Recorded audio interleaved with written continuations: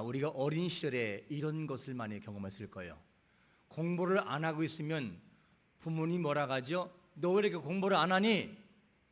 공부해서 누구 줘요? 남 주냐? 이렇게 말할 때가 있어요. 공부해서 남 주냐? 이 말이 쟁쟁합니다. 기회쟁쟁하죠? 여러분들이 이 말을 어떻게 생각하십니까? 공부해서 남 주냐? 남 주냐가 묻죠. 이 말을 들어보면 남을 주는 것이 아니라 다 너를 위해서 그러는 것이다. 네가 잘 되라고 너를 위해서 그러는 것이니까 공부해야지, 이 말이죠. 근데 어느 한 고등학교, 아연의 모 고등학교 아침 훈화 시간에 이 교장 선생님은 여러분 그러면서 말하는 것이 아니라 노래를 편곡을 해서 자기가 이렇게 노래를 만들어서 노래로 훈화한다라고 하는 이 말을 들어서 제가 한번 영상을 보고 가사는 어떨까 이렇게 들어가 봤더니만 제목은 뭐냐면 공부해서 남 주냐, 이 제목이에요. 그 내용의 가사가 이런 가사가 있더라고. 한번 읽어볼게요. 배워서 남 준다더냐, 엄마가 그러시더냐, 내 한 몸 챙기기도 버거운 세상인데 남 주러 배운다더냐, 세종대왕 이순신도 5천년에 한두 명 내가 할 일을 따로 있단다. 너 하나 태어난 게 기적이 아니겠니? 꿈대로 뜻대로 저질러 보자꾸나. 배워서 남주나, 내 손에 만드는 내 인생 그래도 짜릿하게 화끈하게 한 세상 살아야지. 남주나, 남으면 남줘도 괜찮지. 그래도 멋지잖아, 강 나오잖아.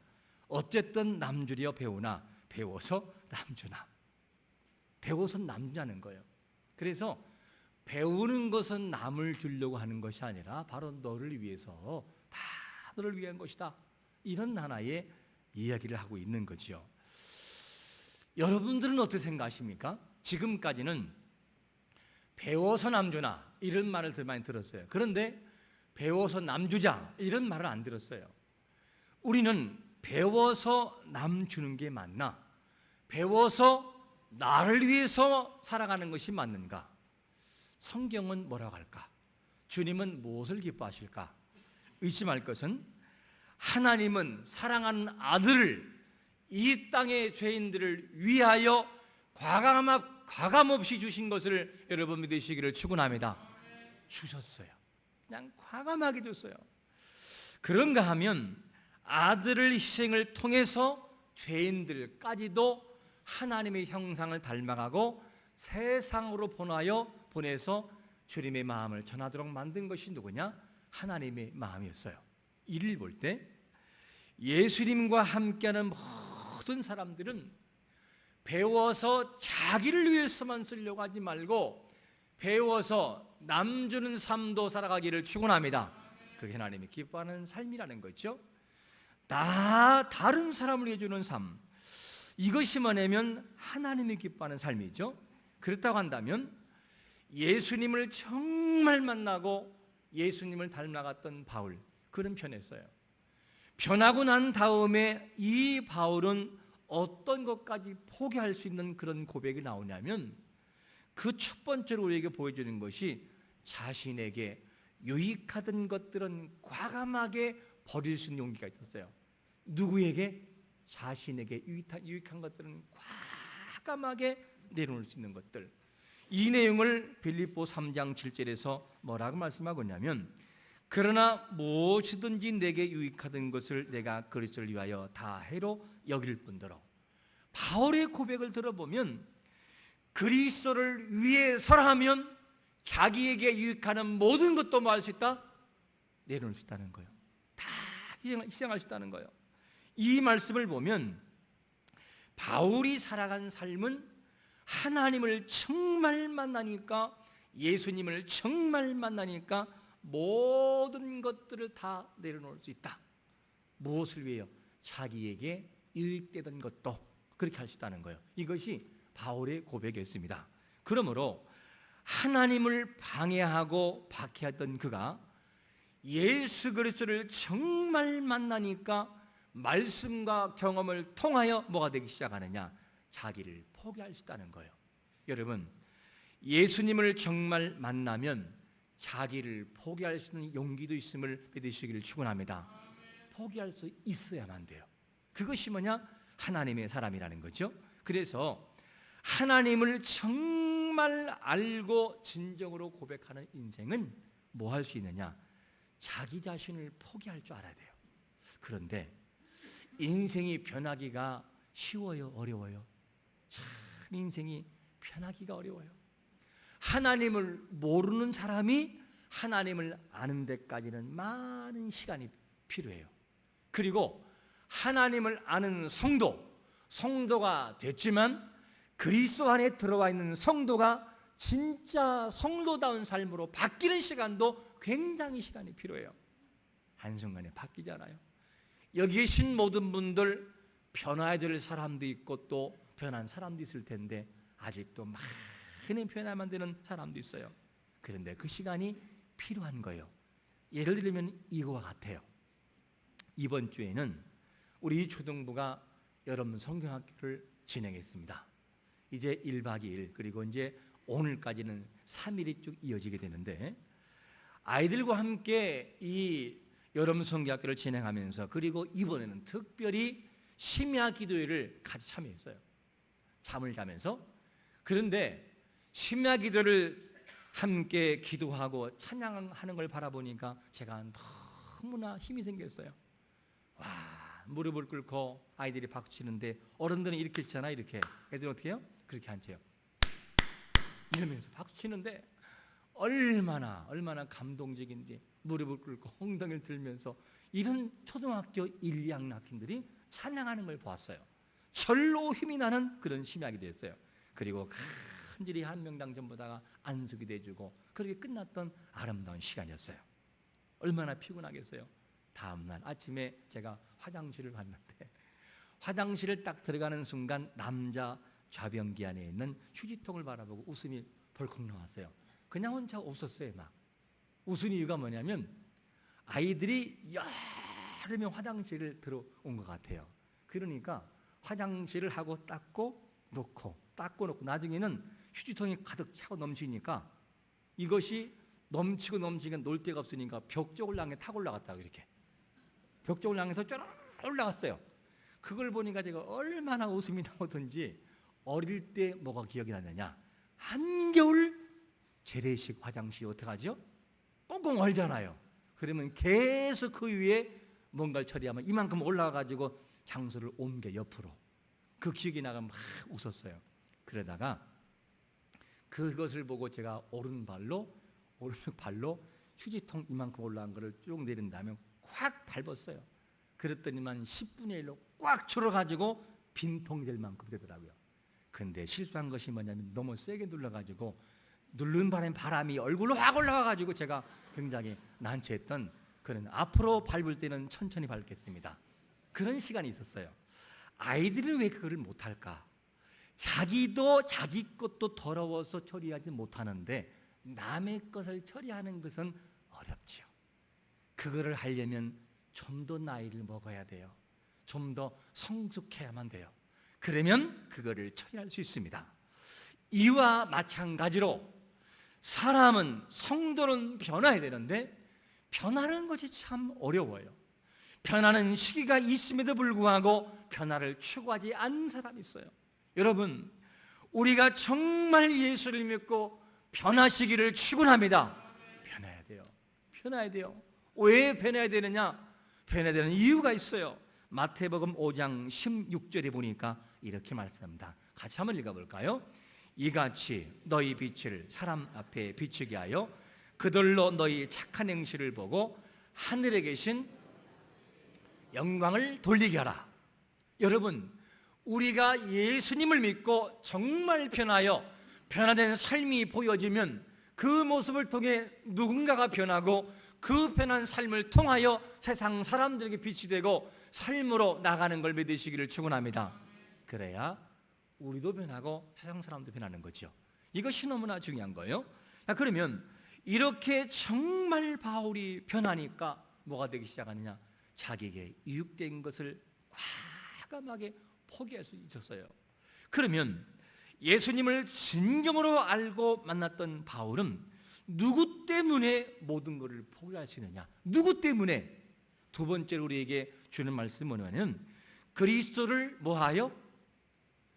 그리스도를 위하여 포기할 수 있다는 거예요. 누구를 위하여? 그리스도를 위하여. 그러니까 바울이 정말 편하니까 뭘로 바뀌기 시작하냐면 자기를 위하여가 아니고 그리스도를 뭐하여? 위하여로 바뀌어버려요. 이게 변화된 삶의 모형이라는 거죠. 여러분, 바울이 정말 변하니까 세상 사람들이 그렇게 부러워하고 세상 사람들이 그렇게 갖고자 노력하는 모든 것들이 그에게는 뒤로 밀렸어요. 바울이 살아가는 과거의 삶에는 그것이 최고였는데 정말 예수를 만나니까 어떻게 바뀌느냐? 그리스도를 위하여 바뀌어버려요. 그 내용이 아까 빌립보 3장 7절에서 읽었던 말씀처럼 뭐라고 합니까? 다시 보면 그러나 무엇이든지 내게 유익하던 것을 내가 누구를 위하여? 그리스도를 위하여 다 해로 여긴다는 거예요. 바울이 처음부터 이렇게 된 것이 않았습니다. 변환이 가르게 된 거예요. 변하니까. 그래서 인생은 반드시 변화야만 됩니다. 근데 신기한 것이 있어요. 바울은 자기를 자랑하잖아요. 그런데 오늘 본문에 보니까 바울이 자기 자신을 자랑하는 것 같은 느낌을 들어요. 그리고 자기를 변호합니다. 왜 그랬을까?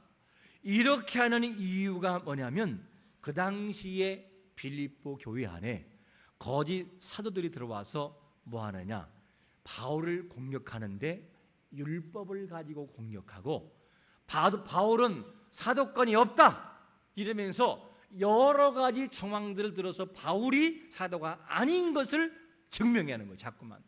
그리고 사도가 아니라는 것을 자꾸 의심하게 만들었어요. 이 내용 때문에 바울은 어쩔 수 없이 뭘 꺼내느냐? 사실은 내가 너희들보다 전적을 바라볼 때, 외형을 바라볼 때 훨씬 더 유대인에 가깝다. 왠지 알아? 그러면서 쭉 나가기 시작하는데 바울은 과거의 삶을 이렇게 들춰요. 나는 8일 만에 할례를 행한 사람이다. 이게 무슨 말이죠? 8일 만에 이 할례를 행하려면 유대인이 돼야 돼요. 유대인이. 보통의 유대인들은 8일이 되면 반드시 할례를 행합니다. 이게 유대인들이에요.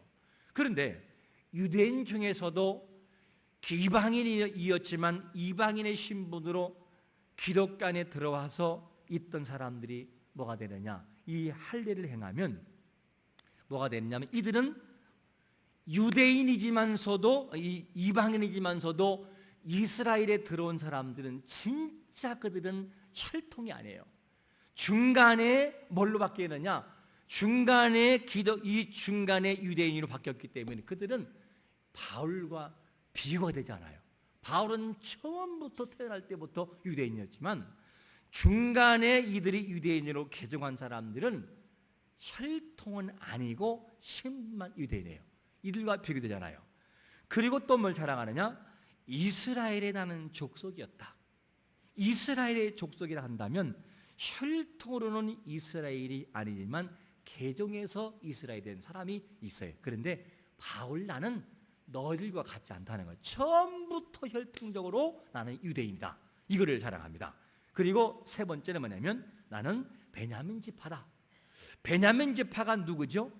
베냐민은 야곱이 가장 사랑했던 라헬의 아들이었어요. 그런데 이스라엘의 초대 왕이 어디서 나와요? 베냐민 지파 사울로부터 나와요. 나는 그런 혈통을 가진 사람이었어. 이거를 얘기하는 거죠. 그리고 난 다음 뭐냐? 나는 히브리인 중에 히브리인이야. 무슨 말이죠? 아브라함의 씨로서 손색이 없는 혈통, 순수한 혈통이야. 이거를 말해요. 그리고 마지막으로 율법으로 나는 바리새인이야. 얼마나 바리새인들이 엄격합니까? 구전, 말율법뿐만이 아니라 내려오는 구전을 통해 나오는 모든 전승까지 다 연구하며 지킨 사람이에요. 그게 바리새인들. 내가 그런 지파에 있던 사람이야. 그러니 율법으로 바라보면 얼마나 내가 철저한 사람이겠어. 너희들 함부로 나를 정죄하지 말아라, 이 얘기를 지금 하고 있는 거예요. 여러분, 조건을 바라본다면 바울을 못 따라가요. 바울은 엘리트였고 최고의 삶을 살았어요. 이 모습을 누가 부러워하느냐? 세상 사람들이 그걸 얻기 위해서 부러워하는 거예요. 그 신기한 것은 뭐냐면 바울은 그 삶이 아무것도 아니라는 거예요.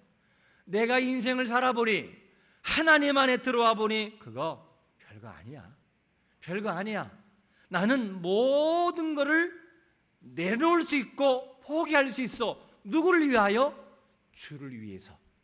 이것이 바울의 고백이었습니다. 여러분, 우리가 뭔가를 포기하는 것은 가치에 따라 달라요. 예를 들어 볼까요? 이 중에는 아마 너무너무 가난해서 머리는 좋고 공부는 잘하는데 배우지 못한 사람이 있을 거예요. 그런 사람들은 나이가 먹어도 마음에 한이 맺혀요. 그래서 공부를 꼭 하고 싶어요. 그러면 이 사람들이 어렵게 공부를 하고 난 다음에는 마음에 뭐가 오느냐? 가득 채워지는 것이 있어요. 최고의 가치로 바뀌어버려요, 배움이. 그러면 그런 사람들에게 당신은 주를 위하여 지금 당신에게 있는 모든 학위를 포기할 수 있습니까? 그러면 보통 결단 가지고는 할 수 없어요. 때로는 너무 가난과 어려운 중에 있던 사람이 자수성가해서 부유한 사람이 됐고 남들이 부러워한 대상이 됐어요. 그때 부자 청년과 같이 당신은 그 모든 것을 버려버리고 하나님을 위해서 살 수 있습니까? 라고 물은다면 그거 보통 결단 가지고는 할 수 없는 거예요. 믿음이 아니면 할 수가 없어요. 그런데 바울은 그렇게 했다는 거예요. 나는 주를 위해서라면 모든 걸 포기할 수 있었다. 주를 위해 모든 걸 내려놓을 수 있다. 이 고백을 할 수 있어요. 그러면 바울이 이렇게 소중한 것을 내려놓을 수 있는 이유를 구체적으로 뭐라고 말씀하고 있냐면 세 번째로 우리에게 이렇게 소개합니다. 예수님을 아는 지식이 가장 뭐하기 때문이라고요? 고상하기 때문이다. 이 고백을 들어보면 바울이 어떻게 변했는지를 보여줘요. 오늘 본문 빌립보 3장 8절 우리 한번 같이 읽어보겠습니다. 시작. 또한 모든 것을 해로 여김은 내 주 그리스도 예수를 아는 지식이 가장 고상하기 때문이라. 내가 그를 위하여 모든 것을 잃어버리고 배설물로 여김은 그리스도를 얻고. 이 내용을 보면 바울이 진정으로 변했다는 거예요? 안 변했다는 거예요? 변했다는 거예요. 어떻게? 세상적인 가치를 소유했던 그가 어떻게? 하나님의 가치로 들어왔다는 거예요. 그리고 세상적인 가치보다 그리스도를 아는 지식이 가장 고상한 지식이고 그분을 믿고 알고 그분을 고백하는 자들에게 구원이 있음을 알았다는 거예요. 이것이 바울의 진정한 고백입니다. 그래서 그런 고백 때문에 그는 뭐가 되느냐? 하나님의 영광을 위하여 가치를 세상 가치가 아니라 하나님의 가치에 우선순위를 둔다는 거예요. 이것이 뭐냐? 바울의 모습이었습니다. 그런데 이런 고백을 살아가는 것이 쉽냐? 참 어려워요. 이제 우리가 주일날은 변화를 다뤘고 그리고 수요일은 하나님 믿음적으로 히브리서의 강해를 나갑니다. 그런데 이 히브리서를 보게 되면 우리가 수요일날 나갈 때 당시의 초대교인들은 어떤 삶을 살았냐면 극한 고난이 있었어요. 그러다 보니까 너무너무 힘들다 보니까 예수를 잡고 있는 것을 놓고 싶을 때가 와요. 왜냐? 예수를 믿으니까 재산을 몰수당하고 사회로부터 억압을 당하고 사회로부터 매장당해요. 생활할 수가 없어요. 그러니까 예수를 놓고 싶어요. 너무 힘들어서. 일부 사람들이 이걸 놓고 다시 옛생활로 돌아간 사람도 있었고 어떤 사람은 지킨 사람도 있었어요. 이렇게 뭔가 믿음을 지키는 것이 참으로 어려워요. 그런가 하면 예수님이 살던 시대에도 정말 때로는 예수 믿는 것이 어렵기도 함을 말씀하는데 뭐라고 말씀하고 있냐면 마태복음 10장 34절과 36절에 이렇게 말씀합니다. 내가 세상에 화평을 주러 온 줄로 생각하지 말라. 화평이 아니요 검을 주러 왔노라. 사람의 원수가 자기 집안 식구리라. 이 말씀을 보면 이 말씀은 본래 평소에 예수님을 믿으면 예수 믿는 사람끼리 가정에서 원수가 된다, 이 말이 아니고, 그리고 모든 살아가는 삶에서 항상 예수 믿으면 충돌이 있다는 말이 아니에요. 가족끼리 불화를 조장하는 것이 아니에요. 그것이 아니라 이 복음의 진정한 복음의 능력은 어떤 것이냐? 진정한 복음이 들어가면 가정에 평화가 임하고 화평이 임하는 걸 믿으시기를 축원합니다. 예를 들면 이런 거죠. 바울이 복음을 증가하다가 바울과 실라가 오래 갇혔어요. 그런데 그가 정말 복음을 가지고 감옥에 있었지만 하나님을 찬양하고 그분 앞에 그분을 찬양해요. 그랬더니만 뭐가 열리기 시작을 해요? 옥문이 열리기 시작을 해요. 이때 간수가 어떻게 하죠? 자기를 하려고 그래요. 그때 말려요. 우리 여기 있다고. 이 진정한 편안 복음을 통해 바뀐 바울의 삶을 바라보고 그들이 간수가 복음을 듣기 시작을 해요. 그리고 함께 이 복음은 어디로 가느냐? 가족으로 흘러가요. 그리고 가족의 전체가 복음을 듣고 세례를 받고 뭐라 하느냐? 큰 기쁨이 가정에 있었다고 성경은 제시합니다. 복음은 능력이 있어요. 변화를 주고 화평을 주고 기쁨을 주고 치유를 주는 역사가 있어요. 그런데 이 당시에 어떤 일이 벌어졌느냐? 예수님 당시에도 예수를 믿으면 유대교로부터 추방당하고 매장당하는 일이 있었어요. 그러니까 때로는 이런 일이 있다 보니까 너무너무 힘들었어요. 이슬람권에서는 지금도 이것이 허용되고 있어요. 물론 지금은 계속해서 이제는 법을 강하고 있지만 아직까지도 암암리에 법을 허용하는데 명예살인, 이게 무슨 말이냐? 예수를 믿는 것이 발각이 되면 오빠가 동생을 죽여요. 실제 그런 일이 있었죠. 여동생이 예수를 믿는 것을 알고 오빠가 죽였어요. 그거를 정당한 것으로 인정해버려요. 그게 이슬람권이에요. 그러니까 이런 시대에 살고 있는 이 사람들에게 정말 예수를 믿자니 죽고 놓자니 안 되고, 그래도 불구하고 하나님을 향해서 내 마음을 투자하다 보면 뭐가 되느냐? 가족에게 때로는 원수가 되고 집안 식구가 원수가 될 때가 와요. 그럴 때 너에게 온다는 거예요. 그런데 바울은 어떻게 살아갔습니까? 그러할지라도 명예를 잃어도 모든 걸 잃어도 포기하지 않고 주를 위하여 나는 모든 것을 버리시다는 거예요. 이것이 뭐냐? 바울이 고백했어요. 여러분, 이것이 바로 우리가 살아갈 모든 삶이라는 사실 우리가 알아야 되겠습니다. 그러므로 바울이 살아가는 인생의 전반적인 주체는 어떤 것이냐면 나는 주를 위해 살아갑니다. 주를 위해 살아갑니다. 예수님을 아는 지식이 가장 고상하기 때문에 어떤 고난이 와도 나는 버릴 수 없습니다. 이 고백이 바울의 삶을 지배했던 것이죠. 여러분, 우리의 삶에 있어서 우리의 삶의 우선순위가 하나님을 아는 지혜, 예수 그리스도를 아는 지식의 고상함이 우리의 중심과 주체가 되시기를 축원합니다. 그러면 삶이 바뀐다는 거예요. 그러면 삶의 결단이 온다는 거죠. 여러분, 바울은 진정 믿음으로 세워지길 바랬어요. 율법이 아니라 믿음으로 세워지는 법. 그래서 바울은 최고의 모습을 통해서, 그리고 바울은 최선의 절대 가치를 하나님을 위해서 사용했어요. 그리고 학력과 돈과 재산과 권력, 인기 모든 거 주를 위해서라면 버릴 수 있다는 거예요. 그게 바울이 살아간 삶의 모습이었습니다. 그러면 여러분, 이렇게 살아가는 것이 맞는데 이렇게 살아가는 것이 참 어렵기도 해요. 얼마나 어렵겠어요. 집안에서도 제사 문제 하나 가지고도 네가 조상을 무시하는 사람이 아니냐라고 욕을 먹는 시대인데, 말씀대로 살아갈 때 때로는 우리에게 어려움이 올 때가 와요.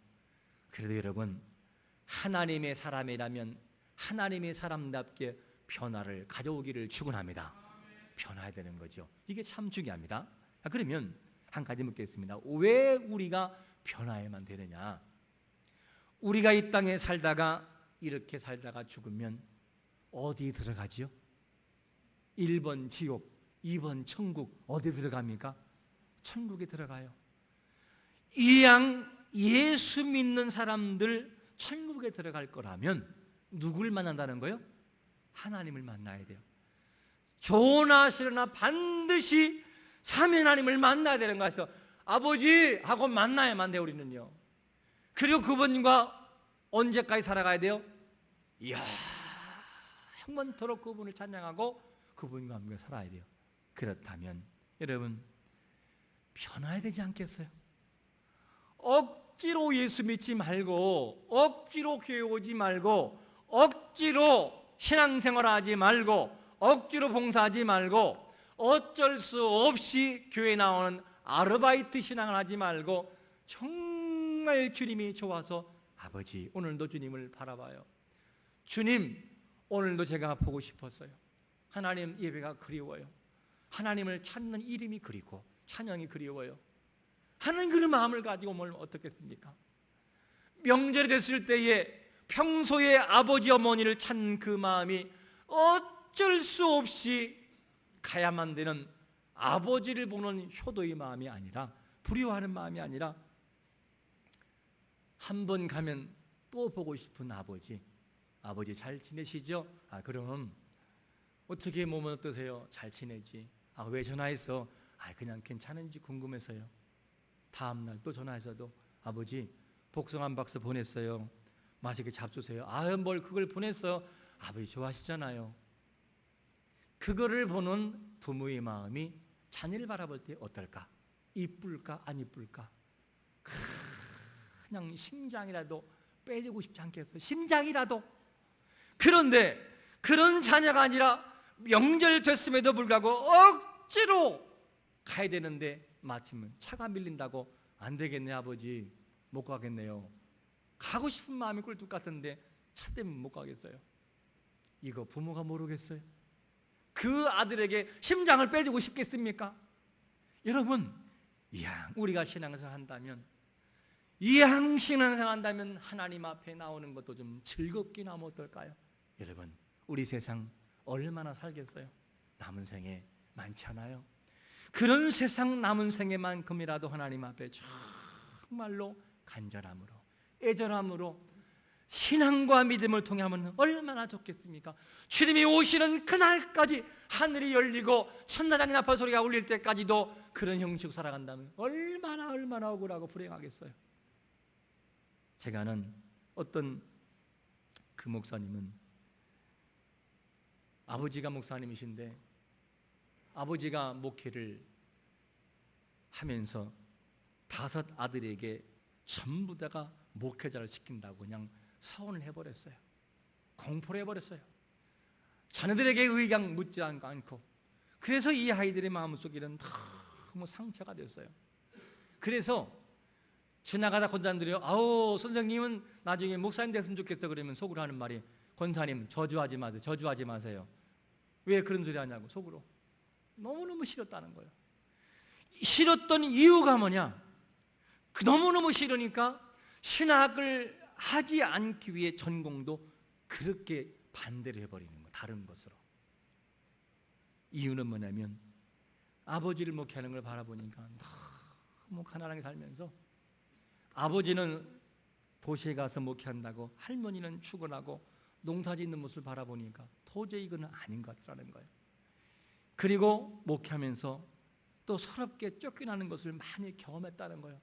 너무너무나 아프고 힘들어서 자기는 목회 안 한다고.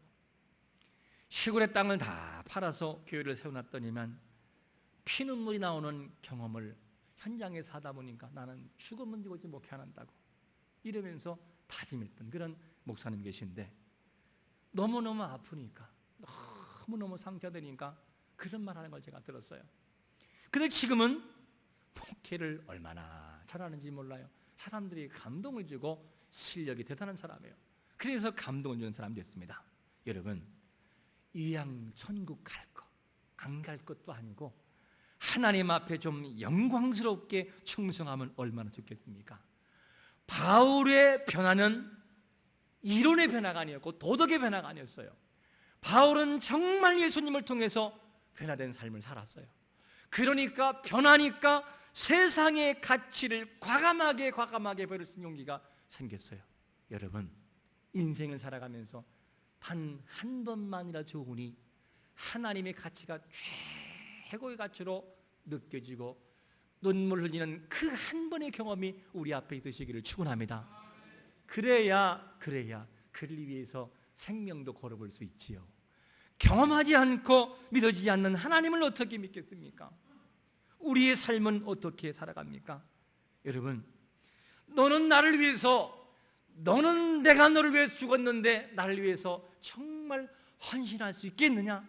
너의 소중한 가치를 버리고 나를 위해 올 수 있겠냐라고 물은다면 우리는 뭐라고 답변할 수 있겠습니까?